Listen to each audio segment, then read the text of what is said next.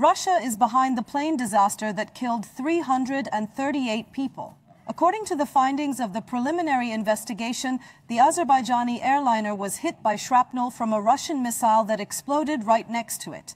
The fact that the damaged plane was not allowed to land at Russian airports and its radar was completely blinded brought different scenarios to the agenda.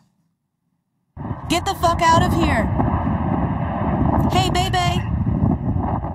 Russia was behind the plane disaster in the Middle East. Many unanswered questions remain. The Azerbaijan Airlines plane carrying 67 people took off from Baku on Wednesday bound for Grozny, but as it approached the Russian capital of Chechnya, it abruptly changed course and headed for Akto in Kazakhstan. It crashed while trying to make an emergency landing. The findings of the preliminary investigation shed light on the cause of the crash. According to those findings quoted by Azerbaijani officials, a Russian missile caused the disaster. As the plane entered Russian airspace, it was targeted by the Russian air defense system, which was trying to shoot down the Ukrainian missiles. The missile fired from the Pantsir S system exploded right next to the plane. Shrapnel fragments created large and small holes in the fuselage.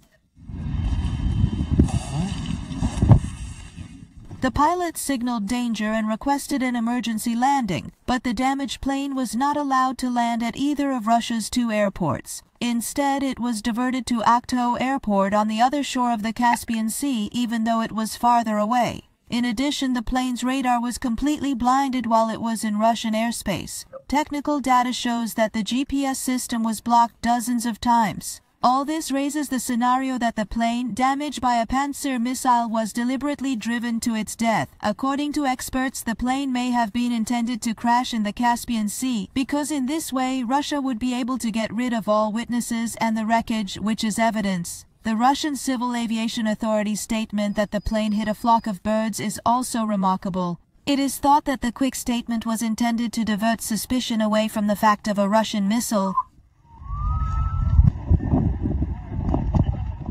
Two more questions remain to be answered. Why was the airspace in Chechnya, which was under Ukrainian drone attack at the time, not closed to civilian aircraft? Why were flights at Grozny Airport not suspended? These unanswered questions point to a terrible negligence. So what will happen next?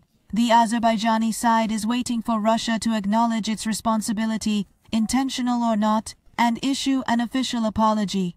It also wants those responsible for the tragedy in which 38 people died to be punished.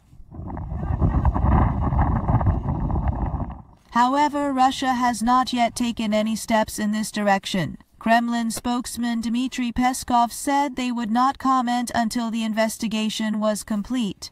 The Russian Civil Aviation Authority admitted that air defense systems were activated while the plane was over Grozny. At the time, Ukrainian fighter jets were carrying out terrorist attacks on civilian infrastructure. It was also stated that there was dense fog around the airport and the pilot was offered other airports for landing.